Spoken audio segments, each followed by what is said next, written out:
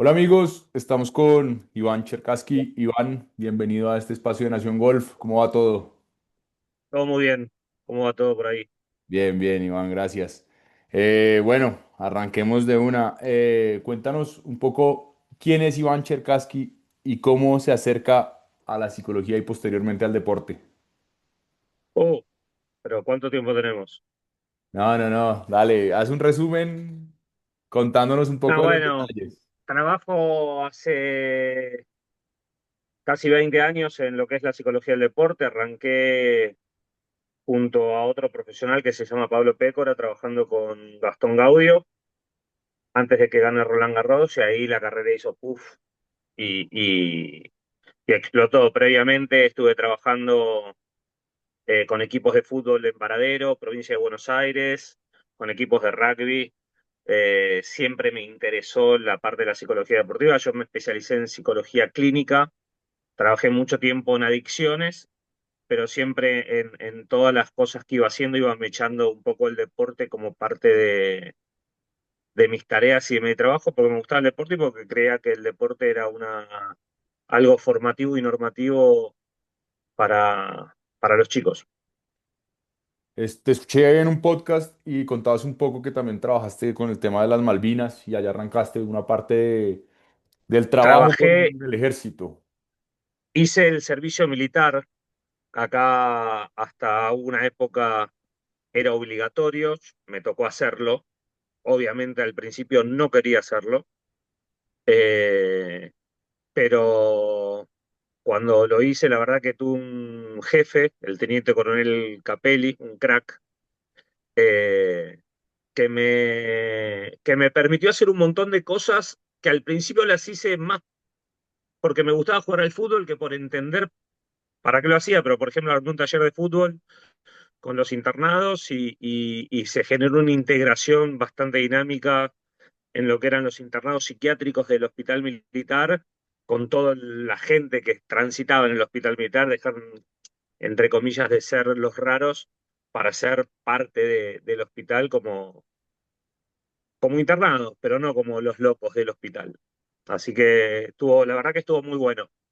No arranqué pensando en eso, salió muchas cosas del desarrollo de mi carrera fueron dándose de esa manera, ¿no? De una manera intuitiva,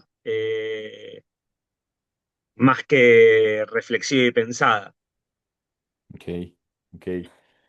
Bueno, Iván, además de eso, cuéntanos un poco cómo influyó esa parte, digamos, de la estrategia, de todo lo que sucede alrededor del ejército en un periodo tan complejo como fue el de las Malvinas, para llevarlo al deporte. Yo supongo que trasladas un poco de esa gran experiencia a lo que haces hoy normalmente con jugadores y con deportistas en sí, que están, digamos que, normalmente al tope de la exigencia o al borde de que necesitan estar Sí, bien, bien, bien. a ver, sería una falta de respeto comparar una guerra con un deporte.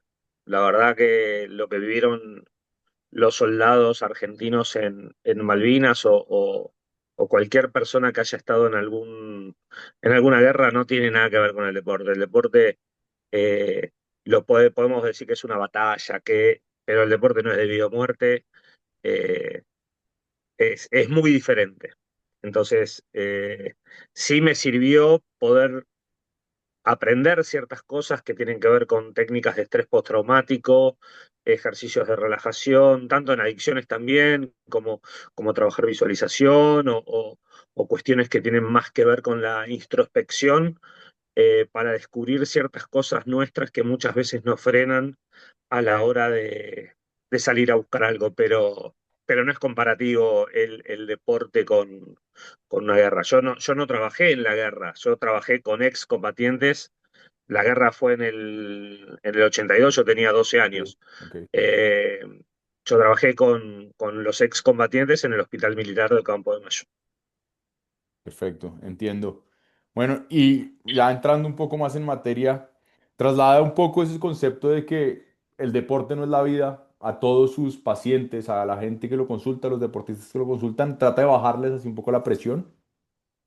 Sí, a ver, ya de por sí el deporte de alto rendimiento no es algo que sea muy saludable. Eh, por todas las exigencias que tiene, por todas las obligaciones que tiene. No, más allá que al deportista le gusta el deporte que practica, eh, no siempre lo disfruta como lo disfrutamos nosotros cuando nos toca jugar, Claro. ¿no? O sea, eh, no todos los días tienen ganas de jugar, no todos los días tienen ganas de compartir con su equipo de trabajo, y es lo más normal del mundo, pero bueno, es su trabajo, lo tienen que hacer, como el cajero del banco, me imagino que no todos los días quiere contar un billete, vos no todos los días querés hacer un reportaje, y yo no todos los días quiero atender un paciente. Entonces, eh, el trabajo es el trabajo, tiene su presión. Ahora, uno no es su trabajo, el trabajo es parte de la vida de uno. Entonces, entender que un día malo en el trabajo no puede afectar un día malo con la familia, con la novia, con los amigos. O sea, es un día malo en el trabajo, nada más. Después se reflexionará acerca de por qué fue un día malo, si fueron errores técnicos, errores mentales, errores estratégicos, se analizará. Pero no nos puede determinar el humor ni el cómo tratamos al entorno. Entremos un poquito al golf. En el golf, para quienes estamos involucrados en este mundo, escuchamos normalmente que es el deporte, tal vez de los deportes mentalmente más exigentes. ¿Lo considera así? Sí, es un deporte muy exigente. Yo considero que el deporte de alto rendimiento es muy exigente. No solamente o sea, hago una diferenciación grande en lo que es alto rendimiento y no es alto rendimiento. El alto rendimiento es exigente en todos los aspectos, ya sea jugador de waterpolo, eh, ya sea un corredor de 100 metros que entrena 4 años para ir a una olimpiada. O sea, eh, sí, a nivel mental es un deporte que tiene muchos baches donde la cabeza puede entrar en juego bien y mal. Expliquemos un poquito más ese Vos concepto. jugás al golf, Sí, ¿no? ¿Cuánto dura una vuelta de golf? Aproximadamente, entre un profesional y un amateur, entre 5 o 4 6 horas y horas. 5 horas. Sí. ¿Cuánto tiempo real estás pegándole a la pelotita? Justo atrás escuchaba eso, creo que son 20 minutos. ¿Qué? ¿5 minutos? ¿O 20 minutos? No, no, no. Pues hace de cuenta que hiciste hagamos 68 tiros. Damos de cuenta que fueron 68 minutos, 1 minuto por tiro. Ok. Estamos hablando de 1 hora, 8 minutos. El Sí, resto es para pensar. claro. Ahora, ¿dónde ponemos la cabeza? Ya depende de nosotros, y ahí es donde entra nuestro trabajo.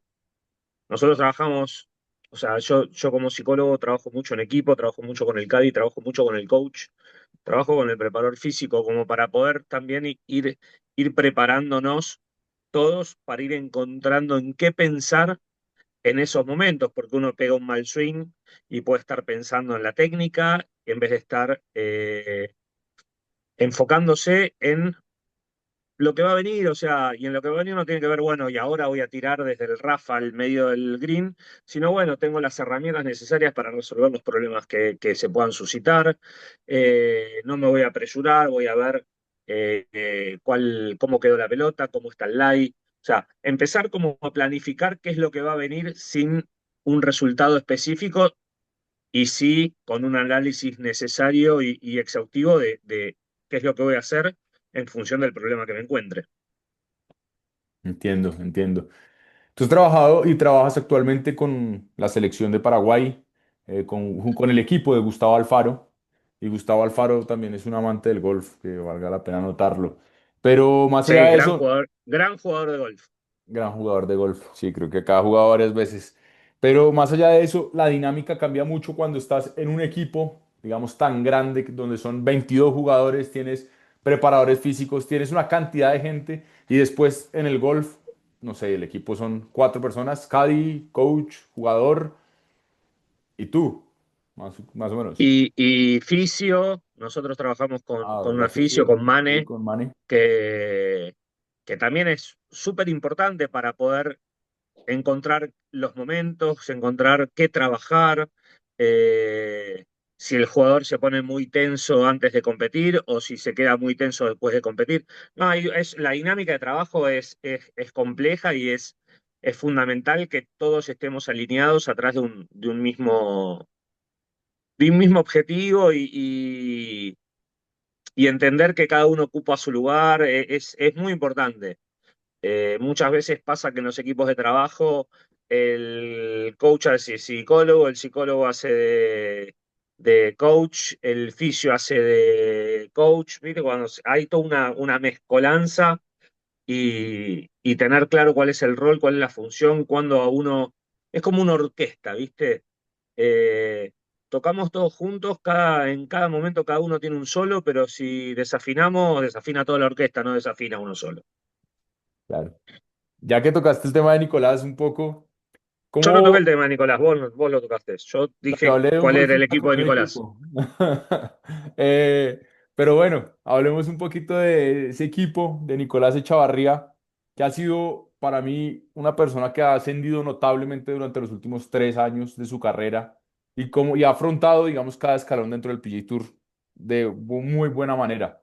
Entonces, hablemos un poco de cómo es la dinámica en ese equipo, de esos inofendibles que constantemente están hablando y están en contacto. ¿Y cómo funciona el equipo con Nico? A ver, yo creo que lo principal es eso, es el concepto de inofendibles, o sea, de poder decirnos lo que haya que decir, lo que tengamos que mejorar para poder avanzar en la carrera.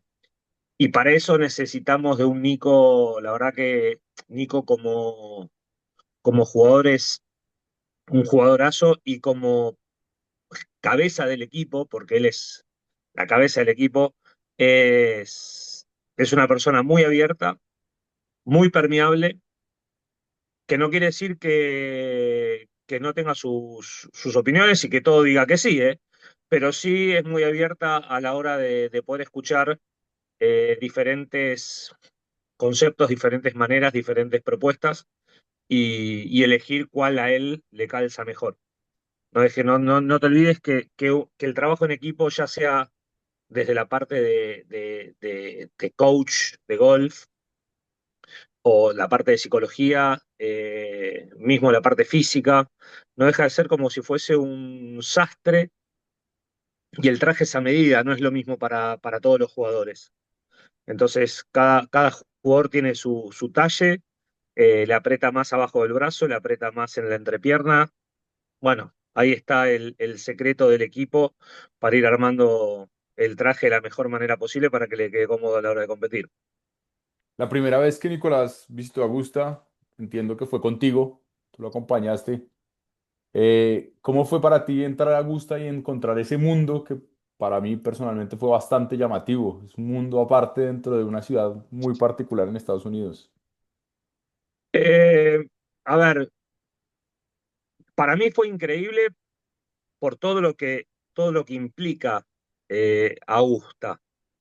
Eh, creo que nosotros fuimos a Augusta con el objetivo de anticipar. Nosotros fuimos un mes antes, fuimos en, creo En que en la marzo. semana del Bay Hill.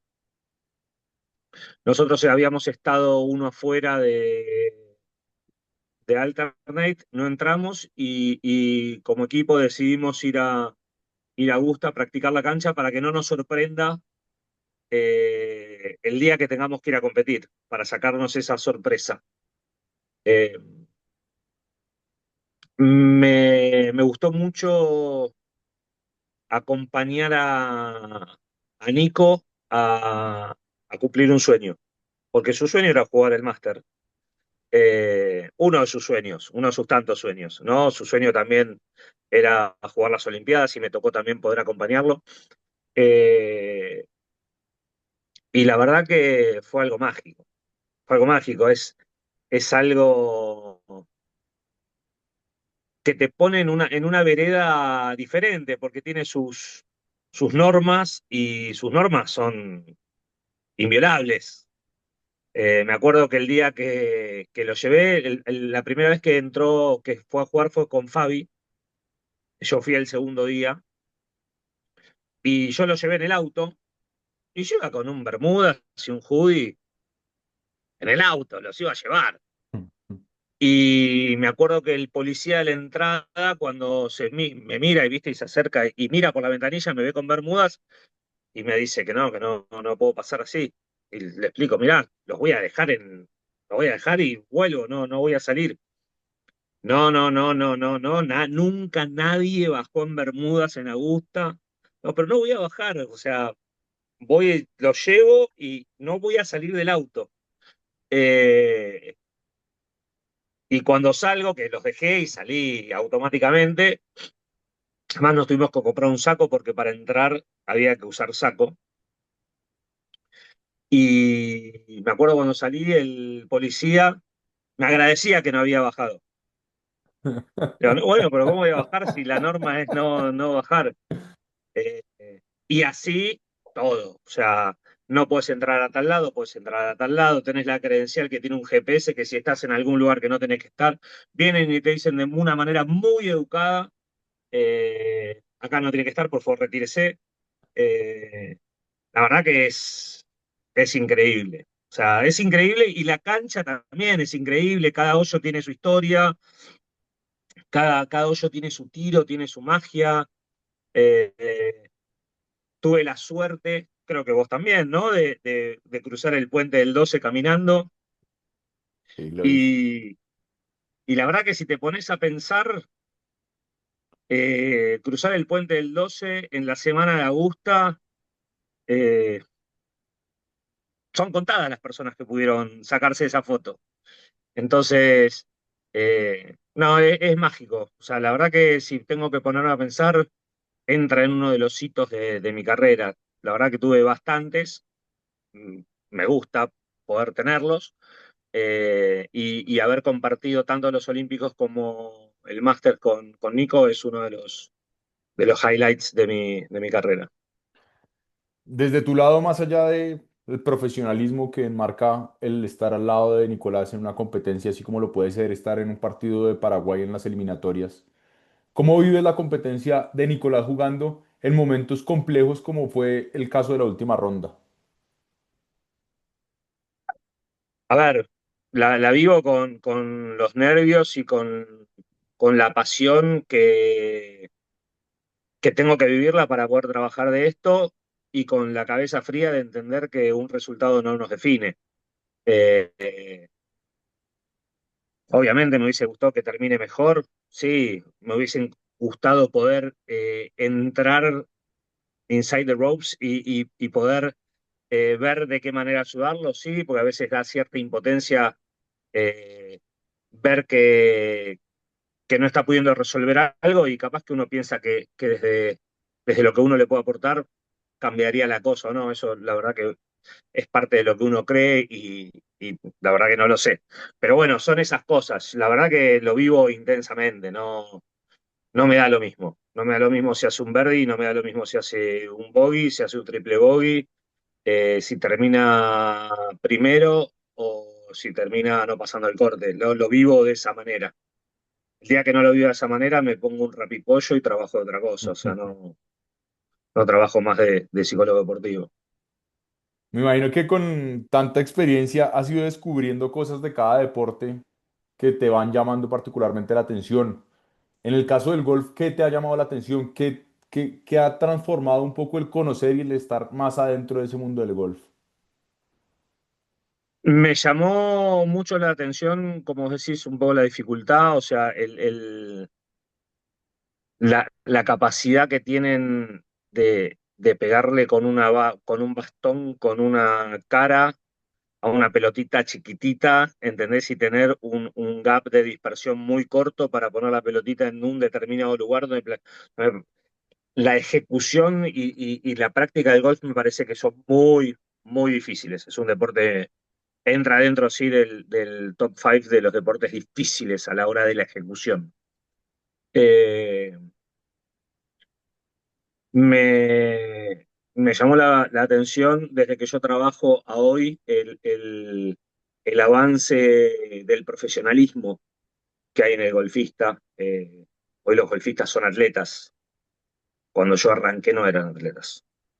Eh, Todo lo que el golfista ha aprendido de la alimentación, del descanso, del entrenamiento físico, del entrenamiento mental, de la parte técnica, me pareció y me parece que todavía existe, parece que es un deporte que va por una línea muy fina entre encontrarla y perderse.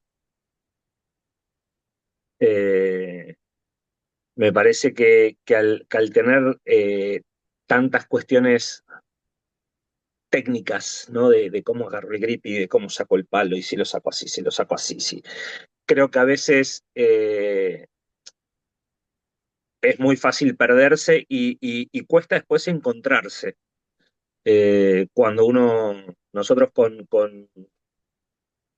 Nico y yo básicamente con mis deportistas, tengo un concepto que lo he aprendido de Fernando Gago, que es mucha agua mata planta. Entonces, las cosas tienen que ser simples. Cuando las vuelvo muy complejas, generalmente eh, voy para atrás, no resuelvo, complico. Desde tu perspectiva, cuando trabajas con Nico, seguramente ves también muchos otros golfistas. ¿Has visto algún golfista o alguna personalidad que digas, "Ush, es increíble cómo maneja las situaciones"? Es decir, no sé, desde la óptica de nosotros, ver lo que hace Scottie Scheffler con la tranquilidad con la que maneja todo es una Ah, locura. bueno, Scottie Scheffler, Tommy Fleetwood, lo que hizo este año es una demostración de, de la importancia de trabajar, de no escuchar todo el rum rum de afuera, de confiar en su proceso de trabajo y de seguir caminando por donde él cree que tiene que caminar. Eh, Rory en el máster que nos tocó verlo, cómo afrontó la adversidad y cómo se plantó. Justin Rose cómo se preparó para salir a competirle de igual a igual y estuvo esperando como un león acechando su presa, agazapado, esperando el error para tener la chance de jugar el playoff. Cómo gana Justin Rose el- la primera en St. Jude. O sea, la verdad que son todos tienen su cuota de magia. Ok. Eh, Algunos tienen una varita que la saben usar o la aplican mucho más que otros, pero todos son grandes magos. Y ya concluyendo como este tema de la competencia, ¿cómo, o sea, qué crees que le falta al golfista profesional muchas veces para dar el salto a llegar a lo más alto? ¿O crees que eso es un proceso todo y se va haciendo? Primero y principal, la torta no es tan grande como creen y no todos van a comer de esa torta. Ahora hay que trabajar para ver si puedo llegar o no. No sé si todos los golfistas van a llegar a ser top 10, top 20, top 50 del mundo. Esta es la realidad. Eh, sí creo que los que trabajan de una manera consecuente y congruente entre lo que hacen, lo que dicen, lo que piensan y lo que sienten, son los que tienen más chances. Eh, yo creo que el jugador que solo descansa en el talento tiene vida corta y yo creo que un jugador que no sea tan talentoso tienen más chances y sea muy profesional a la hora de jugar, tienen más chances de llegar un poco más alto que ese talentoso que no trabaja. Ahora, si con el talentoso que trabaja, siempre va a estar uno o dos escalones abajo. A Y, ver, y, y para aclarar algo, eh, porque si no parece como que solo vale la pena ser número uno del mundo. Y la verdad que hay que entender que ser número 100 del mundo es algo increíble también y es algo dificilísimo. O sea, de todos los que están escuchando hoy en día o que van a escuchar mañana o pasado cuando salga la entrevista, eh, ¿cuántos son 100 del mundo en algo?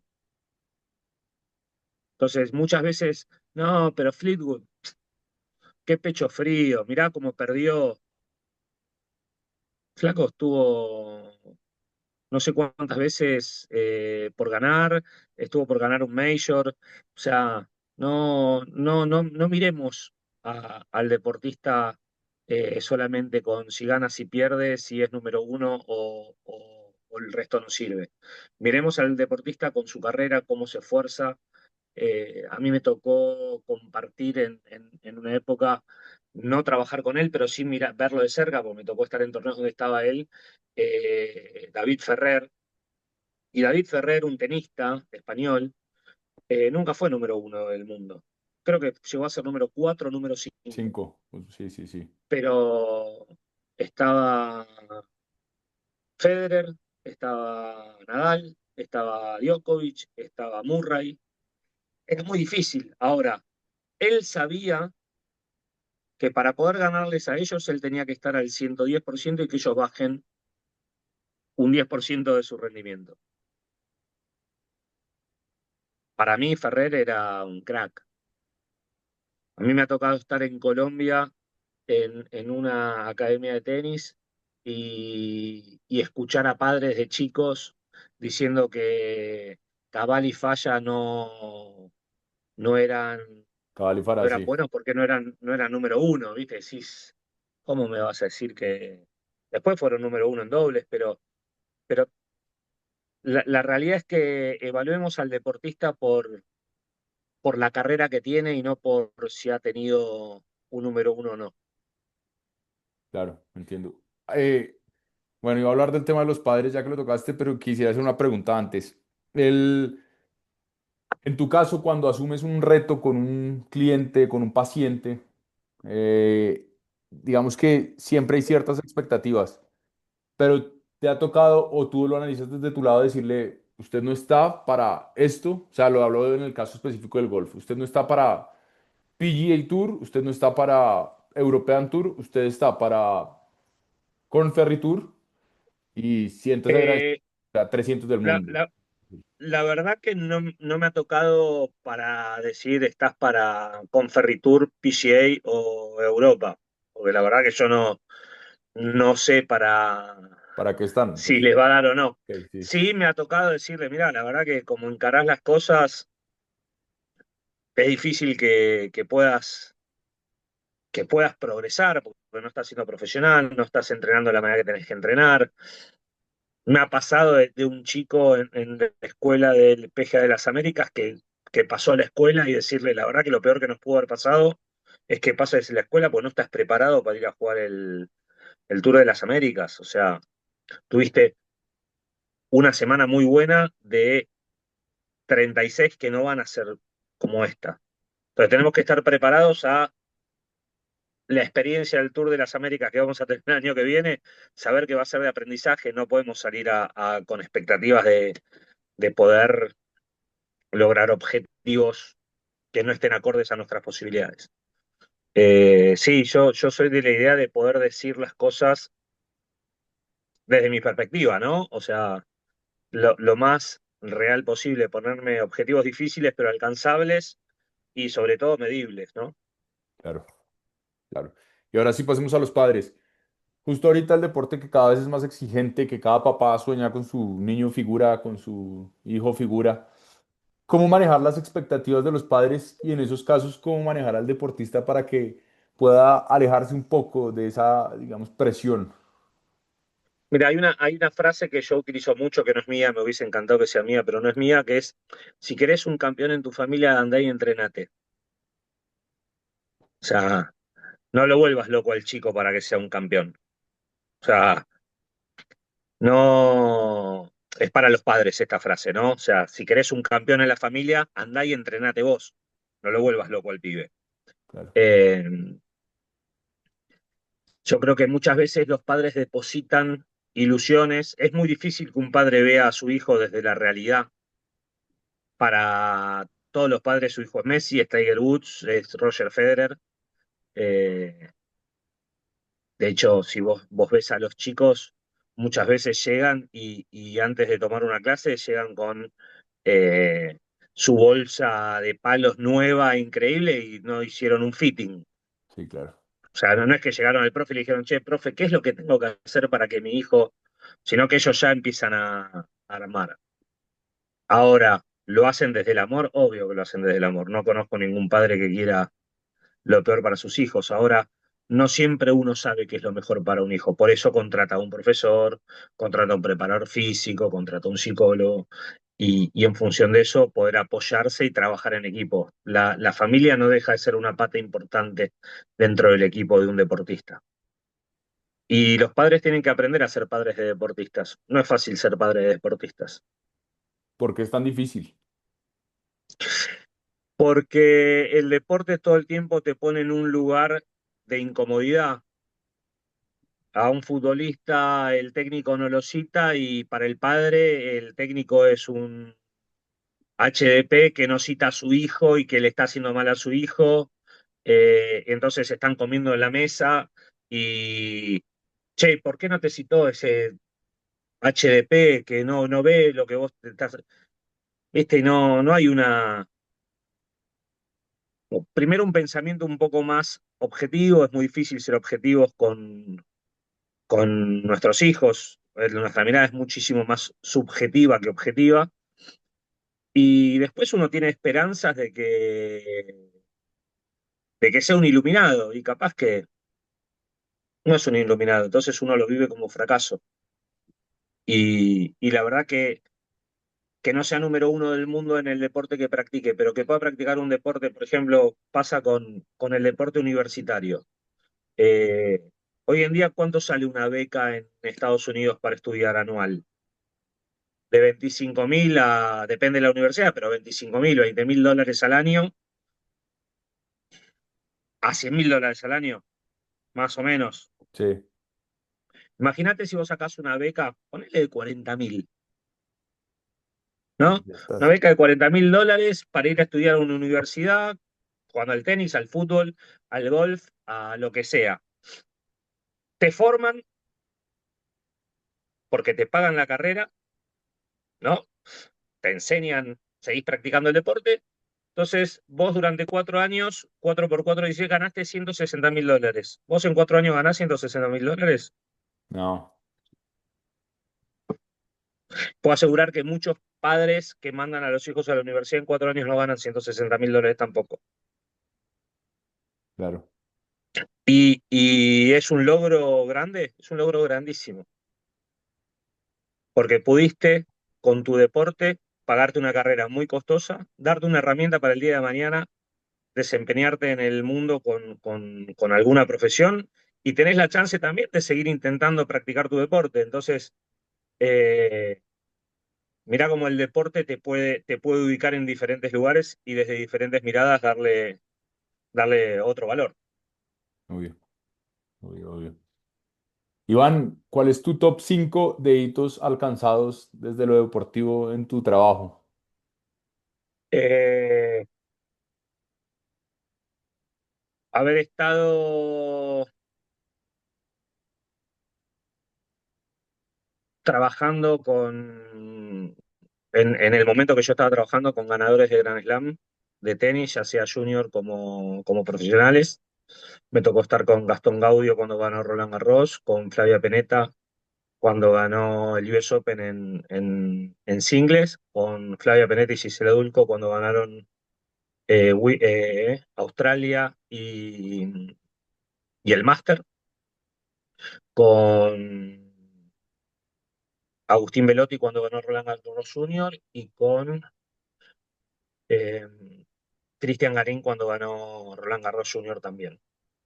Haber estado en la final de la Copa Libertadores trabajando en Boca, eh, haber estado en los Juegos Olímpicos con Nico, haber estado en el Masters con Nico, eh, haber podido acompañar a un tenista eh, que nadie daba 2 pesos por él y él sí daba por él y cuando todos le dijeron que se retire, que él no iba a poder jugar al tenis, eh, haber logrado y acompañarlo y hoy en día es 50 del mundo en dobles. eh, haber podido estar en una final del Master 1000 de Madrid en el banco viéndolo a él jugar la final del Master 1000 de Madrid, haber ido al Mundial de Qatar con la selección de Ecuador y ojalá en breve pueda decirte haber clasificado con Paraguay a mi segundo Mundial consecutivo. Qué bueno. Eh, ¿Qué es lo que más te sorprende del mundo del deporte?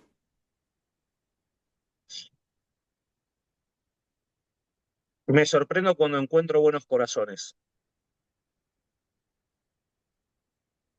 Ok, ok. Eh, y ya como para concluir, si tuvieras que hablar con padres de familia, de jugadores, de deportistas en formación, que no se sabe todavía si van a, pues, o a seguir el alto rendimiento, ¿qué les dirías? Que acompañen sin juzgar, que ganar no es todo, que el deporte enseña un montón y que cada tropezón o cada derrota, si uno aprende a digerirla, a masticarla y a descubrir en qué falló, es un aprendizaje para el deporte y para la vida. Listo, listo. Ah, una última. ¿Cuál es el escenario deportivo que más te ha sorprendido? El escenario deportivo que más me sorprendió,